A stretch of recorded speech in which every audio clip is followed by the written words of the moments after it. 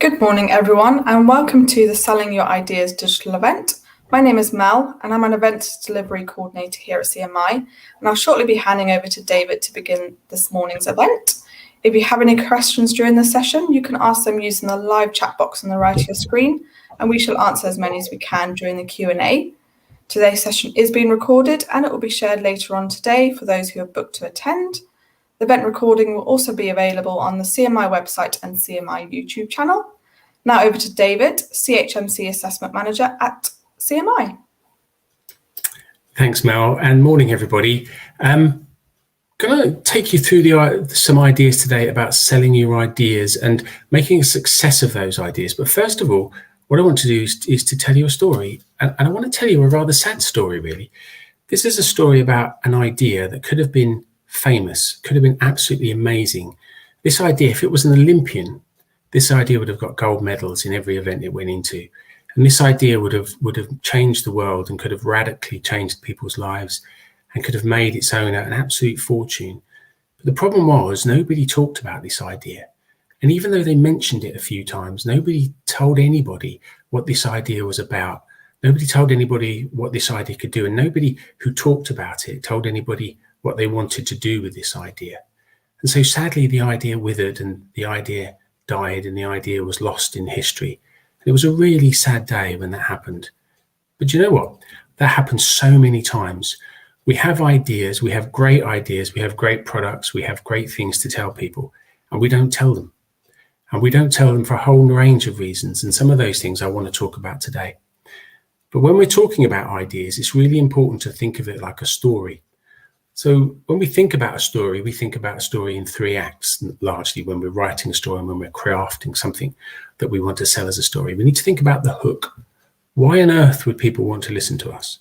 What is it about what we're saying that gets them to listen to us?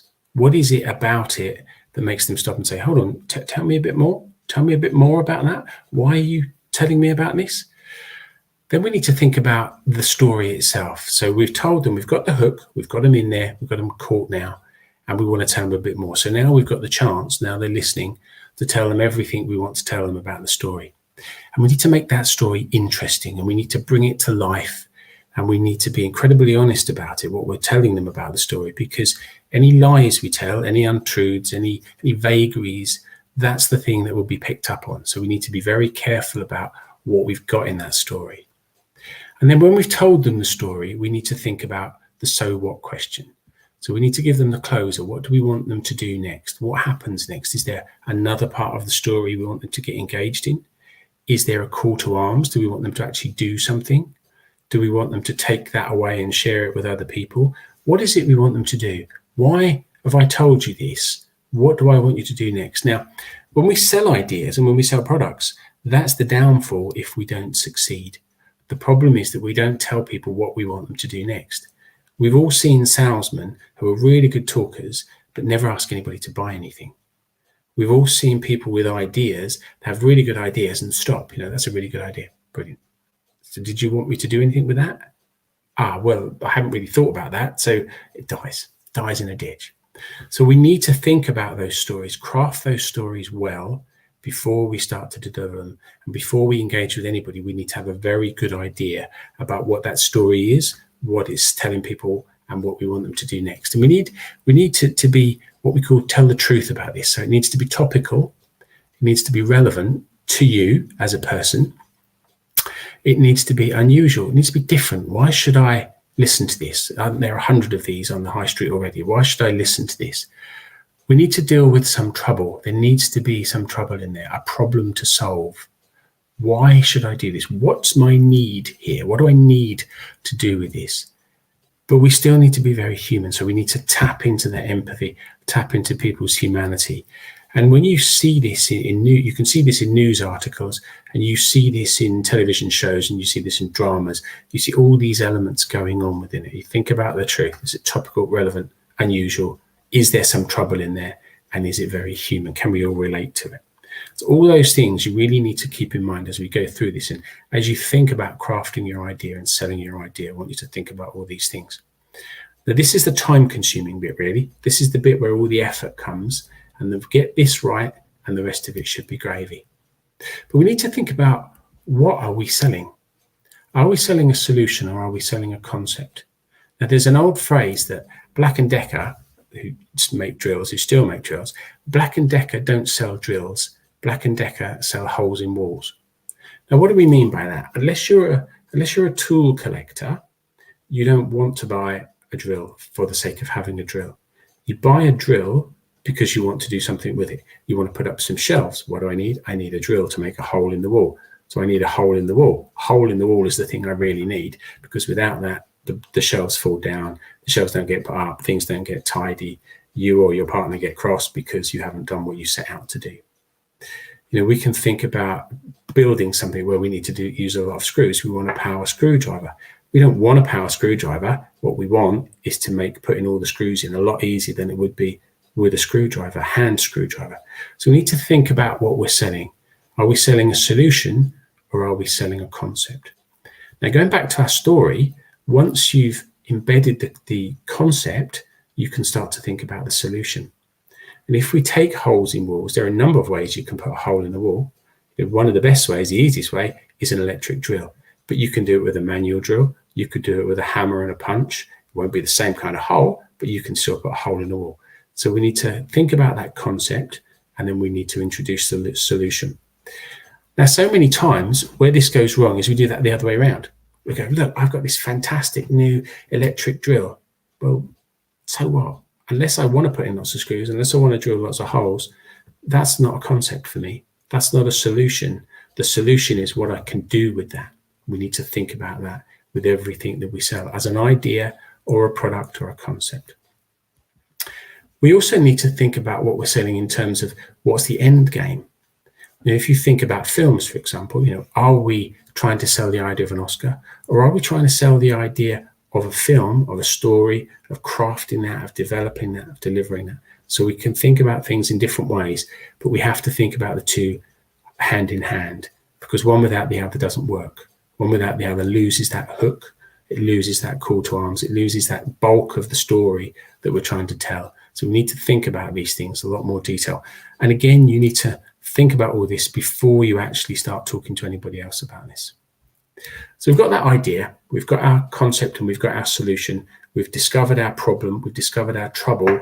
We need to humanize it, make it real, and then try and get it off and running. So this is where we think about trying to craft our message.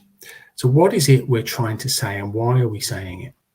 Now, that's a really strange question given what I've just said. What's the problem? We've identified that. Why are we saying it? So do we want to spread an idea? Do we want to sell a product? Do we want to get a concept off the ground? Do we want to inculcate some change in a team or in an organization? Is that what we're doing? One of the things we have to really be careful of, though, is we have to do a bit of ego checking here, because we can come up with a really good idea that makes us look good, and that's why we're doing it, to make us look good. We don't want anybody to do anything with this.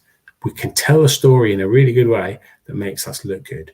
So we need to be very careful that that's not what we're doing, because that will fall at the first hurdle. The first time that's challenged, it will be clear that this is about you and not about a concept or a solution. Now, the only caveat I would add to that is if you are the concept and you are the solution, then by all means go for that. But just check with your ego and make sure that you're not doing this to make yourself look good. We've all seen people in the office, haven't we, or the organization that we work in, the factory or the shop or wherever it may be, that are those glory hunters, those goal hangers, if you like, that are just coming up with things because it's their ego that's driving them. We see people that do this on the basis of that somebody will say something at a meeting that doesn't quite get heard, but somebody will suddenly say it louder and it's their idea. They will get really verbose about it, really excited about it. It's their idea that actually they've stolen off somebody else, and they think, hey, this will make them look good by doing it. So think about your message. Think about why you're saying it, what you're trying to achieve. What are you expecting to happen as a result of saying something? Are you expecting somebody to listen, in which case you need to craft your message properly? Are you expecting somebody to do something with that, to take that away and do something with it, take some action, exchange some money for the idea? Are you expecting to start a fight? Are you expecting an argument? Is this a philosophical thing that you're saying purely on the basis of raising people's hackles, starting a debate, starting an argument? So think about what you want to happen when you're selling this idea. What is it that you're trying to do? Are you trying to be controversial, or are you trying to be solution focused? Are you trying to solve a problem rather than create one, and rather than boost your own ego? We need to think about our audience. We need to think about how we're going to connect with our audience. Now, this will change depending on what you're doing and the type of audience you're talking to, but the thing you need to do is keep the message consistent. Now, that sounds counterintuitive to what I've just said, but the message has to remain the same. The way you deliver that message and the medium and sometimes the language that you use to deliver that message can vary depending on the audience, because we need to make sure that we're talking the same language as our audience. We're connecting with our audience. Our audience are able to understand us, and we're not dismissing the message or losing the message in the complicated way that we're doing things. If we're overcomplicating it, we're going to lose that message. If we're talking a different language, we're going to lose that message. If we're trying to make ourselves look good, but there's no substance behind it, we're going to lose that message. So we need to think about all these things. How are we engaging with the audience? What are we saying to the audience? Are we talking a language that they can understand? Now, that's not about dumbing it down. It's about making it appropriate language for the audience. Now, to give you an example of that, if you are working on a project, for example, and you have to report to the board, so you report to the board and you talk in a particular language that the board will understand. You might use strategic terms. You might use very high level terms that people in that audience are looking for and will understand, and they are the triggers for them in order for them to do something. Now, when you're talking to people further down the organization, and you're talking to people at potentially a lower level, you need to keep the message the same. You know, we're going to lose jobs, we're going to cut costs, so and so, whatever it might be. We don't want to dilute that message because that's important, but we wouldn't be using strategic language with that group necessarily. We may be using more parlance. We might be using a language that they're comfortable with in order that they can adopt the message, understand the message. Everybody gets the same message in a different way.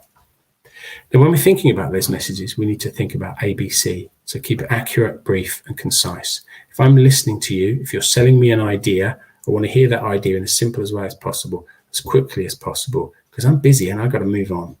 And you need to think about that. Not everybody is as interested initially in your idea as you are passionate about it. So think about how you're going to get that across in a way that's accurate, brief, and concise. And keep it short and simple.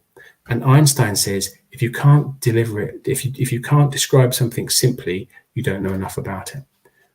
Try this out with your friends, socialize the idea. If you can't say it simply, rethink it. Go back to square one. What is the problem? What am I saying? Why am I saying it? Do all those things. And this is hard work, but if you get all this right, the rest of it goes really, really easily. When we're talking to different people, we need to think about different types of personalities, and we need to try and understand the personalities that we're talking to get the most out of our idea. We need to sell that idea in a way that relates to those different personalities. Now, there are four main types of personalities we can think about. These are feelers, people that consider things, they consider friendships important. They will want to do small talk. You know, how's your day going? What were you watching last night? Did you see the Olympics? Did you see this? You know, what did you think about the football? That was terrible, wasn't it? And all of these things will come into that discussion. You won't be able to start with these people and go, bang, here's my idea. We need to do that small talk. So it's coffee, it's television. The reason I came to talk to you today is we need to think about thinkers. Thinkers are logical and organized, and they want facts and data. So you're saying this, where's the facts to prove that? Where's the evidence behind that? Where's the data that will show me this will work? You say this idea is the best idea ever. And you say, if I do this, I will get X. Where's the data behind that? What's the detail of that? The other people we've got are sensors, who are strong, decisive, results-orientated type people. Okay, so you say this will deliver these results. This idea will give me these results. I'll give you a month to deliver those results. If we're not seeing those results, I'm out. That's the kind of thing we're thinking about. You know, very strong, very decisive. I will do this. We need to talk to the right people. We need to make sure that we're getting that message across. These people aren't going to want, you know, what did you do on last night? Or did you see the football? You know, why are you talking to me? I want to know what this is all about. And then we have intuitors, which think about the big picture. So I can see this in the future. I can get behind this. I can see how I can adapt this and I can adopt this idea. have you thought about doing this with this idea? If we take this idea now and we run away with it and we make it bigger and we change the color and we change the model and we change this, that, and the other. If you're talking to people like that, you're going to have to reel them in, potentially. Remember, it's your idea. It's your idea that you're selling, not theirs. Work with them, but don't let them take over. So we need to understand the people that we're talking to before we start talking. Now, when we're talking about stories and when we're giving our story, remember that's only one version of the story. That's only one version of the thing that's out there, our idea. No ideas are completely independent. Everything comes off the back of something else. Now, the likelihood is if you've got a brilliant idea and you want to sell this brilliant idea, somebody else may have already had that idea and done nothing with it. Now, when you see ideas that win, very often this is the case. It's not because it's the only idea or the first time that idea has come up. It's because the first time somebody sold that idea, sold that concept, sold that solution, owned it, marketed it, socialized it, got it out there, speaking to people about it, doing all the things that we're talking about. Now, when we're doing that, the people that we're talking to will have another point of view on that idea. And we're going to have to negotiate around how we see that, how they see that, how we can work together. And when we're thinking about negotiations, we need to think about a lot of issues here. Negotiation is quite complex, not the things that we say and the things that we do, but everything that's going on around it. So we need to think about our feelings. How do I feel about negotiating? Do I feel comfortable negotiating? And if you've got the best idea in the world, but you're not very good at negotiating, you don't feel that that's a thing for you, you may want to bring somebody else on here. You may want to bring somebody else in to help you with this, a specialist who can do this for you.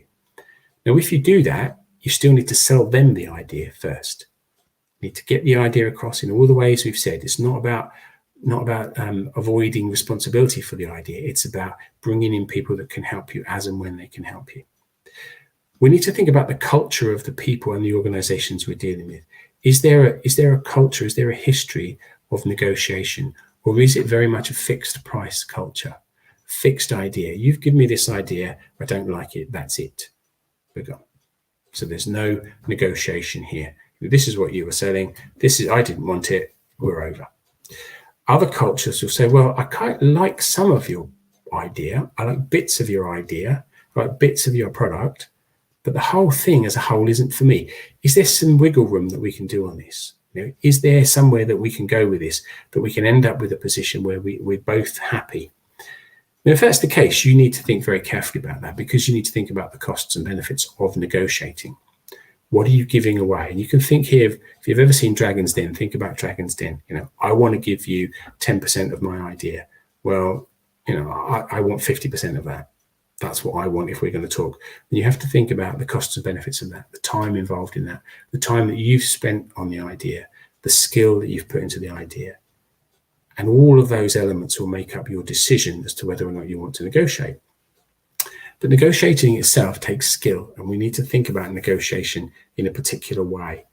We enter into a negotiation, it's meant to be a win-win. This is not about beating somebody down and winning and taking that victory, because that will be a very Pyrrhic victory. We might win that, but we're not going to win the war longer term. And if we do that, the chances are our customers, the people that we're talking to, the people that we're sharing our idea and our story with, will walk away because it's uncomfortable, because you've left them with nowhere to go. So think about how you do this. Think about the ethics of negotiation. Think about how will you feel if your friends and family heard about this negotiation? How would you feel if your negotiation tactics and the way you behave during that negotiation ended up on the front page of the newspaper tomorrow, or on the website, or on the BBC Breakfast News, or wherever it might be? How would you feel about that? Would you be proud of that? And if so, crack on. If you wouldn't, think about it again. I would always bring in the ethics question whenever you do anything. If somebody else hears about this, how am I going to feel? And how does it feel to me in my guts? Does it feel right doing this, or does it feel like something I shouldn't be doing?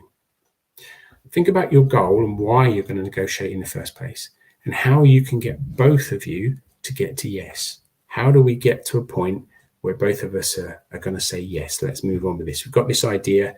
We're going to sell the idea. We've done the negotiation. We're going to move on. Or we get to what we call BATNA. And BATNA is your best alternative to a negotiated agreement. So you can think of this as your walk away point. At what point will you say, no, this isn't worth it. I don't want to do this. I'm going to stop this now. I'm going to stop dealing with you with the best will in the world and deep respect. I'm going to stop dealing with you. We're not going to get to a place where we both want to be. So I'm going to go off and try and sell this idea to somebody else.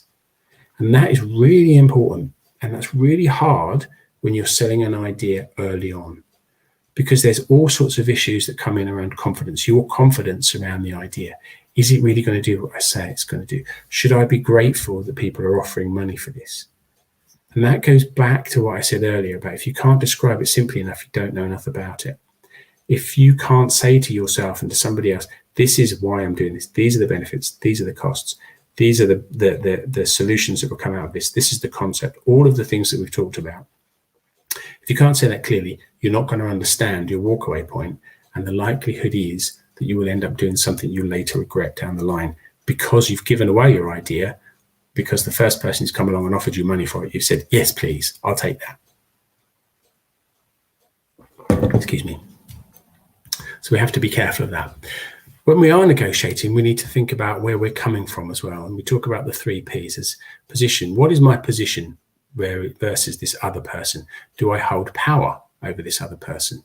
If I'm talking about an idea in an organization that I work in, and it may be a change idea, these are the big ones, obviously, where am I coming from? How am I seen in terms of this idea? Am I seen as the power? Am I talking about perspective? Am I showing empathy for this? Do I understand what's going on behind this message? Do I understand what's behind this idea and how my idea is going to affect other people? And have I thought about the problems? And with problems, of course, we need solutions. We can't just, there's an old saying is, don't come to me with a problem, come to me with a solution. Never more true than when you're selling an idea. This is your problem I've identified. Here is a potential solution to solve it. If we do this, X will happen. The worst thing you can do is go along and tell people they've got a problem because they already know they've got a problem.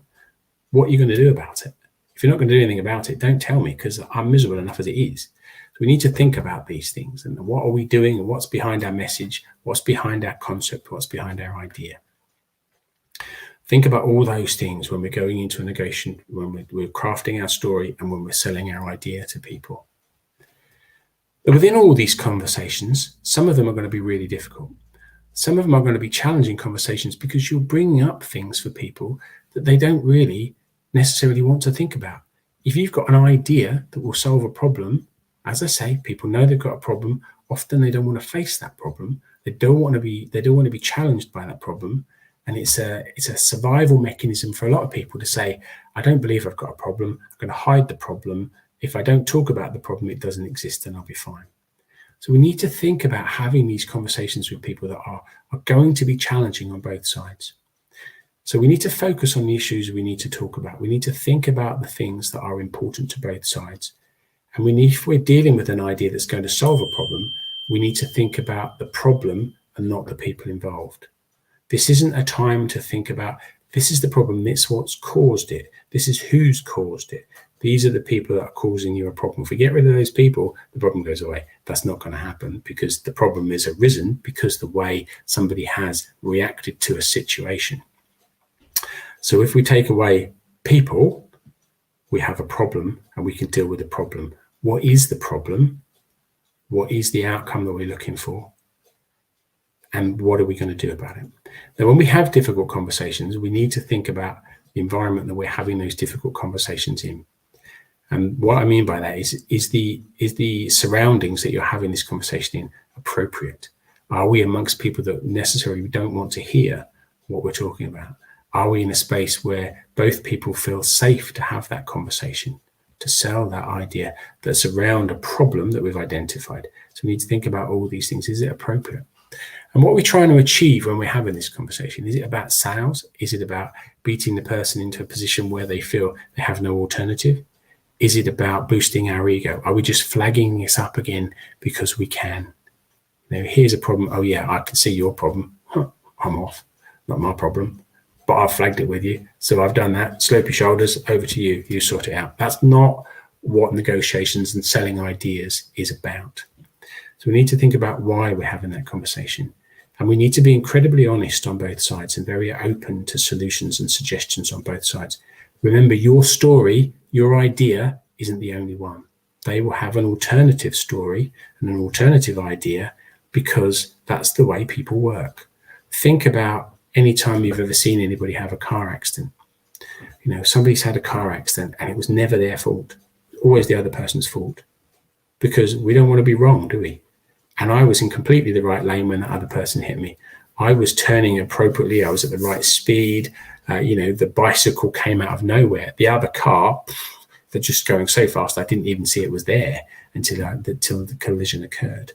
You ask the other driver, the other people involved, they will give you a completely different story about exactly the same scenario, about exactly the same situation. So there's always another half to the idea, another half to the story. And it's about being open and honest with both you and the other person as well. Make sure the stories that you're telling yourself are true and accurate. Now, when we're thinking about talking to people, I love this quote by Mark Twain. There are two types of speakers, those that are nervous and those that are liars. If you're not nervous, think again, are you doing this right? Are you prepared? Are you ready to do this? Have you done all the things we've talked about so far? So we're going to talk now a little bit about selling our ideas on a larger scale. We've talked to some people. We've now got the opportunity to talk to a group, and we're thinking about how we're going to do that. Now, the main key to this, and you can think about these with both small groups and large groups and individuals. Think about your preparation, all the things I've talked about so far. Have a practice about what you're going to sell, what you're going to say. Why should I buy this idea? Why should you hook me in? What is your opening line? What's the first word that's going to come out of your mouth? What's the first thing you're going to say? If you get that right, you get the first sentence right, everything will flow from there. If you're not sure how to start this, go back, think about it again. You need to have belief in yourself. You need to have belief in your idea, because if you don't, why should anybody else? And that will come across really, really quickly if you're not sure about the idea. If you don't have belief in the idea, it won't work. There's an old saying that if you sell stuff, you have to believe in the stuff. You'd have to be able to buy it yourself or convince yourself that you'd buy it yourself in order to sell it to somebody else. Because if you won't, why would they? So believe in yourself. Make sure that your breathing is right. Make sure that you're breathing from your stomach and you're taking deep breaths and you're calming yourself down. Help to release any tensions. And anything that will help you release tension is a good idea, except alcohol and other stimulants, because they won't work. You won't be able to function on them. It will come across really, really clearly. So think about breathing, think about thinking, think about something nice, spot 5 things that are green, name 5 things that are yellow, whatever it might be. Any of those techniques that come from CBT, for example, are really good in terms of releasing tension and relaxing you and calming you down in that moment. Maintain good eye contact with the people that you're talking to, but balance that. We don't want to be staring at people like a mad serial killer. It's about maintaining appropriate eye contact with your audience, with the individuals that you're talking to, without becoming threatening. We don't want to be staring at people while we're talking to them, because that will terrify them. So make sure we get that right. Look at them, but don't intimidate. Find balance in all of this, really. So before we go then, before I stop and go back and we take some questions, I want to give you some takeaways to think about. The big one really is preparation. Preparation is the key. And I often talk about Kipling's 6 Serving Men. What, why, where, when, how, and who. Think about those things. What are you doing? Why are you doing it? When are you going to do it? Who are you doing it to? Who's the beneficiary? How will they benefit? What is the concept? What's the solution? Have all those things very clear in your mind before you even talk to anybody about an idea. Be very clear about what you're going to say, that first sentence. Think about why you're saying this. Why am I saying this? Am I just having a conversation with you? Am I trying to start an argument? Am I trying to sell you an idea? Am I trying to change something? Am I trying to solve a problem for you? And do you even know you've got the problem? So we need to think about all those things very carefully. We need us and our idea to see and be seen. What I mean by that is, it's no good having, as I said at the start, it's no good having an idea that nobody knows about. Some of the best ideas in the world, some of the phenomenal solutions in the world, some of the greatest pieces of thought that people have ever had are hidden in notebooks and stuck on shelves, because they weren't able to get that message out there. They weren't able to communicate that message. They didn't think it was worth it. So they stay stuck somewhere until somebody later on finds them and goes, wow, if we'd have had this 20 years ago, life would have been very different. So we need to get our ideas out there, get them seen, get them socialized, get them introduced to people, And the same with us. We own the idea. Let's get out there. Let's be seen. Let us talk about it before somebody else does. Make sure we're engaging with our audience in an appropriate way, in an appropriate place, the place that feels right, the place that is comfortable, it's a safe place. We're not intimidating our audience. We're not being intimidated by our audience. Remember, whenever you do any communication, technology isn't the message. Technology is a tool, whether it be PowerPoint, whether it be slides, whether it be email, whether it be sending somebody a text, whether it be sending somebody a WhatsApp, whatever it might be. That's a tool for communication. It is not the message itself. So we need to think carefully, is the message that we're sending lost in the medium that we're using? And if it is, think again, because there's obviously a better way to do it. Think about as well the way people receive messages. Is it best for your audience to receive a text message? Is it best for them to receive a pictogram? Is it best for them to receive some other way, some audio, some video, whatever it might be? Think about the audience you're trying to engage with. Think about what's the best message for them. Really, really importantly here, make it easy for your audience to remember you and your message. Now that sounds weird, doesn't it? But make sure that when they go away from you, they have that seed sown in their head. They can tell you what that seed is, and they can tell you what you want them to do about that seed. Make sure that they understand that you are the person who's come up with this. Make sure they understand where they can contact you, who you are, what you do. Give them a bit of a history about you. Make sure it's easy for them to remember you and remember your message. Because if they can't, you're dead in the water. You need to find another audience. You need to start the whole thing again. So never forget the call to arms. Never forget you're the person they want to deal with. So that's the end of the presentation for me. And hopefully we've got some questions. Yes, we do. Let me just ask you the pre-submitted questions that we've had in. So the first one is from Louise. She's asked, how best can you prepare for selling an idea to someone you have never met or didn't know very well? I think it's a really interesting question, Louise, and thanks for that. I think this has two sides to it for me. First off is everything I've talked about this morning, and make sure that you know what the message is, why you're going to do it, what the outcome of giving that message is, and make sure giving the solution or the product or whatever it is, how is that going to help the people that you're talking to? So that's the one side of that. Be very clear about that before you do anything. The other side of this for me is use technology as much as you can to research and investigate the people that you're going to be talking to. And do that alongside other humans. So what I mean by that is if you're dealing with individuals or businesses, you can probably do some research on the internet. You can probably do some research on LinkedIn. You can probably do some research on other types of social media. Let's face it, HR do this all the time when you go for a job. So why can't we turn it around and do it the other way? The tools are there. Let's do it. It's not cyber stalking. It's really realistic investigation and research. If you can't do that, speak to people that know the people that you're going to be talking to. There's 6 degrees of separation. Somebody will know something about the people that you're going to talk to. Use that to find out what kind of audience they are, how they react to things. Are they feelers? Are they intuitors? What kind of message they like? When's a good time to do that? There are tools, for example, that you can use these days where you can set up timings to deliver things on LinkedIn, on other social media platforms, Twitter and Instagram, at a particular time that meets your audience that you're looking for. Now, depending on where they are, that might be 9 o'clock on a Tuesday morning. It might be 3 o'clock on a Thursday afternoon. It might be 10 o'clock on a Friday night, because that's when your audience are interacting with the social media platform. And that's the best time to get the message across to them. Also depend where they are in different parts of the world as well. But to recap that, it's 2 parts. Make sure you're very clear about what it is that you're selling, why you're selling it, what the outcome is going to be, and think about how can I research the audience. Never go into a room or go into a meeting, if at all possible, without knowing who you're talking to. Now that may be very minimal. I know they're bankers, I know they're builders, I know they're bakers or whatever they might be.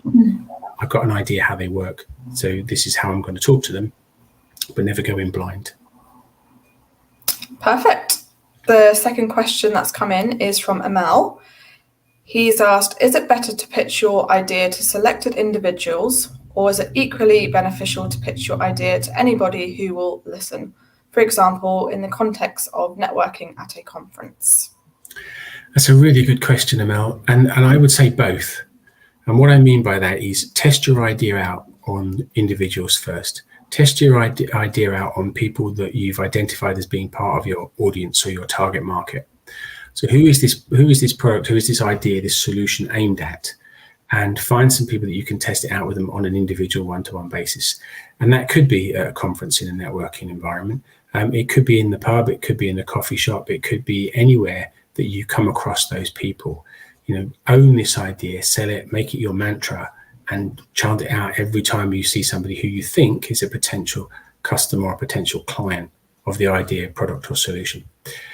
Once you've done that and you've got some feedback from that, and again, this is where you need to be open and honest and ask people to be open and honest with you. Once you've got some feedback for that idea and you've started to socialize that idea, you can then spread it to a wider market. You can then talk to groups about it. But be prepared that whenever you talk to a group, not everybody's going to agree with your idea. Not everybody's going to resonate with the idea or take that idea on board. There will always be a number of people in the group who go, this is a load of rubbish. This is not new. I had the idea 10 years ago.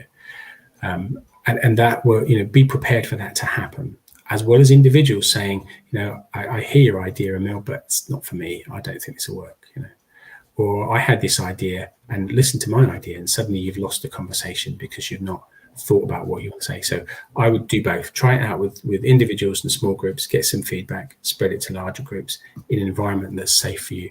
But again, as I said to Louise, and as I've said all the way through this morning, get that preparation done first so you know what it is that you're selling as an idea. Great. So Rajesh has pre-submitted his question, but he's actually also popped it into the live chat, which will help because it's gone into more depth. So his question is, should I stick with my current ideal client, sales, coaching and consulting services business, or should I personally scrap it and go back to the drawing board? Any advice? That's a really good question, Rajesh. It's one a lot of us ask ourselves when we come up with a new idea, we come up with a new product. And this goes back to confidence, I think. And the idea about scrapping the idea is one that only you can answer. If you don't believe in the idea, then I would say, yes, you probably need to go back to the drawing board and start again and take out the bones of what you do believe in and simplify, hone the idea, the concept of the product of what it is that you're selling and the coaching that you're selling. Get it so it's solution focused. So what is the problem? What is the solution to the problem? And the solution to the problem is your coaching service in this case. But make sure you've got that right. And if you can't articulate that simply yourself, then you probably need to go back to the drawing board and do that.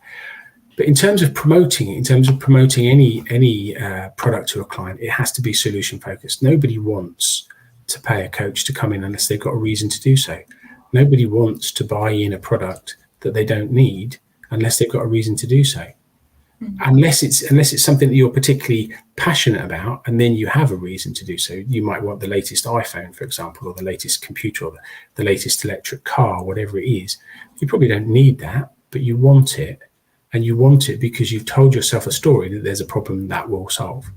The latest iPhone has a much better camera. I need a much better camera, don't I? Well, probably not, because if you needed a much better camera, you'd probably buy a camera rather than a phone, but you've told yourself this story. That's the solution to your problem that you've identified. So you need to do this for clients as well. So think about solution focused rather than product focused. Hopefully that helps. Perfect. Well, good luck with your new idea. I hope it's a success for you. Yes, definitely. So we've had a question from Paul. In selling your idea, I understand some ideas can be sold for free and some not. How do you make sure your idea is not stolen from you? Again, Paul, this is a really good question. It's something that often happens. People steal ideas, and it's really difficult to stop people stealing ideas because, let's face it, nothing is new. You have electric cars, we had petrol cars, we had horse-driven cars, we called them wagons and carriages. Before that, we walked, and so no ideas are new. You can take any idea back to its roots. If you do a 5 whys on it, for example, you can try and get to the bottom of where an idea has come from. Sorry, Mel, I've lost myself there. Can you put the question back up again? Of course. So one of the ways you can do this to make sure your idea isn't stolen is to be seen with your idea. So remember I said see and be seen. To get out there, talk about your idea. This is an idea I've had. This is the solution I've come up. This is the problem I've identified. So people are seeing that you have done the work on this and this belongs to you. You can brand it, you can market it, you can copyright a phrase. But I don't think you can copyright an idea. And I say that because I know very little about copyright law, but I don't think an idea can be copyrighted unless it's tied to a brand. Mel, you might want to jump in here if you know differently. But it's about owning that concept and being seen with that concept and being seen to be talking about that and being seen to be the person who knows about this, the person that I can go to talk about this. Then, of course, once you get it up and running, once you get some traction behind it and people are buying it, you've got some clients, you can then start to license an idea. You can start to license a solution that's tied around an idea. And we can think here about things like Edward de Bono, 6 hats, for example. Lots of us have heard about 6 hats. We can all talk about 6 hats, but if you want to be a 6 hats trainer, you have to pay a license fee to Edward de Bono. It's not a big idea when you think about it, when you break it down. The idea is one that lots of us may have had. If you think about things from a particular point of view, you come up with a particular solution. But I've marketed that idea, I've licensed that idea, and now if you want to talk about it in the way I talk about it, you have to pay me a fee. Perfect. So we have a few more minutes for a couple of more questions. We've had one from Lauren. She's asked, should you protect your idea, IP, etc., before sharing with anyone, even if a concept rather than a physical / design idea? Yeah, that's a really good question, and I think it ties on with the one that I just answered. And I don't know enough about IP to give you an answer, definitely. But I would say if you can, you should. I would do everything you can to protect it, whilst talking about it, whilst doing it, whilst being seen to be the person that owns that idea. But I honestly can't give you a definitive answer as to whether or not that's possible to do. I would point you in the direction of doing an internet search or speaking to a lawyer or something to see if that's possible. Great. Paul's also just added onto his question. Does all you have said about selling an idea include suggesting an idea to your boss at the workplace? Absolutely. Absolutely, yes. Yeah. Now, the only difference is you might not be getting any money for it. So you need to think about that. Is that what you want to do? If this is an idea that you've potentially come up with during work time, and it could be tied back to your job, and it could be tied back to your job role, and you would be reasonably expected to come up with that kind of idea, you may not get any money for it. Most organizations won't want to pay you for doing something that they feel you should have done anyway. So be very careful about that. Craft the message in such a way, if you want money for it, that it enables them to say, yes, we'll pay you for that idea. That's clearly nothing to do with your job. It's a brilliant idea. We would have paid a consultant for it. We would have paid a third party for it. So let's keep it in-house, pay you for it. Now, what they might also do in that instance is to say, let's go halves on it and we'll market it together, and we will pay you a license fee, or we will pay you a percentage, and everybody's happy. So you back into those negotiations. Do I want to negotiate? Do I want to take this idea and say, no, I'm not working here anymore. I'm going to go and sell this idea on my own, or I'm going to go and sell it to another organization. So think about all those things. But if that's not an issue, then yes, if you've got an idea and a solution you want to sell your boss, and when I say sell, the idea rather than for money, I would go about it exactly the same way. Perfect. Few more questions. I'll just ask the last two. There's one from Jennifer. She's asked, I've had great success getting love for the ideas and concept across. Failed on the close. Any advice? Have you asked anybody to do anything, Jennifer? Is the question I would ask. Have you actually asked them to buy anything? Have you asked them to do something with it? Have you told them up front that you're going to be asking them to do something with this once you've sold them the idea? Or have you fallen into that trap where you're very passionate about it, you can see all the benefits of it, you get, as you say, you get all the love and the feedback from it, but you never ask anybody to do anything? I would just check in with yourself and say, have I asked anybody to do anything with this? And am I comfortable to do that? And if not, can I get somebody else to help me with that? Great. And last question is from DP. They've asked, while selling ideas, how much of information should be given to the audience, and what type of information should be given? That's a good question, and this is not a cop-out, but only you would know the answer to that. And I say that because if you're giving people information, is there a point at which you say, I give you this much for free, I hook you in, but if you want any more information, you're going to have to pay? If the idea that you're selling is around that, then only you can say where that point is. If you're giving people everything, then why would you worry about it? If you're charging them for everything, I would get a fee up front. If you can, I would get a fee up front, because get some buy-in automatically gives it value. If you give stuff to people for free, it has no value. Old sales technique. If people think they're getting something for free, it has no value at all. If you put a price on it and then give it to them for free, it has a massive value. This would normally cost you £500, but today I can do it because it's you. I will give you this information for free because I know we're going to work together, aren't we? Mm. Then Mel said yes, I didn't even ask the Well, perfect. So that is it, unfortunately, for today's session. Thank you to everyone who joined us, and thank you, David, for your insights and expertise once again. If you're a member of CMI, you can log into Management Direct using the link in the live chat, where you can find a wide range of exclusive and practical development resources and much more. If you're not yet a CMI member, why not join our community via the link as well in the live chat, where you can gain full access to the Management Direct portal. You can also sign up to this free CMI newsletter for the latest trends and tips for managers and leaders. Thank you again, everyone who has joined us today, and enjoy the rest of your day. Thanks, everyone.